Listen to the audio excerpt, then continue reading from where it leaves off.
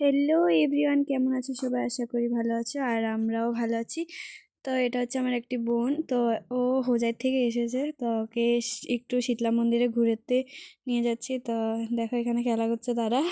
তো আমরা যাইতে গেছি ঘুরতে একটু শীতলা মন্দিরে। ও বললো চল শীতলা মন্দির থেকে একটু ঘুরে আসি। তো আমি বললাম ঠিক আছে চল।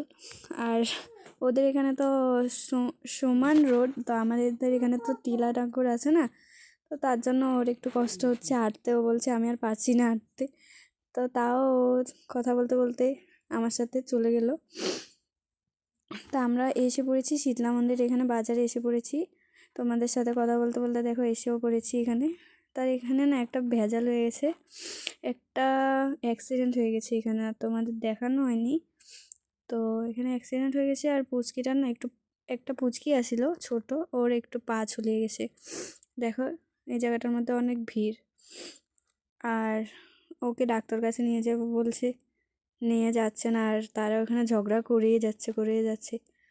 জানি না ওসব কি হয়েছে। আর তো আমাদের এখান থেকে না সীতা মন্দিরটা অনেকই কাছে, ধরতে গেলে 25-20 মিনিট এরকম লাগে হাঁটতে গেলে, আর গাড়িতে গেলে তো 10 মিনিটেই যাওয়া যায়।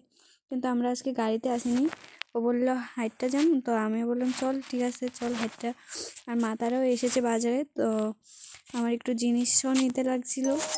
মাতাগো কী কী জিনিস নিবে, নিমন্ত্রণ আছে কোনখানে, তো ওইটার লিগা জিনিস নিতে আইছে। ফাইনালি আমরা আইয়ে পড়ছি শীতলা মন্দিরে। দেখতে পারতেছো আমাদের এখানে না অনেক বড় করে শীতলা পূজা হয়।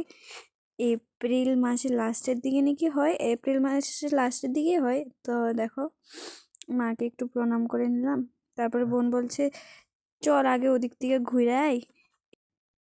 তো আমি বললাম ঠিক আছে চল, স্কুলটার সামনে থেকে ঘুরে আয়। তো এখান দিয়ে না আরেকটা মন্দির বানাইতেছে, কি মন্দির জানি না, কিন্তু বানাইতেছে, এখনো কাজ চলতেছে।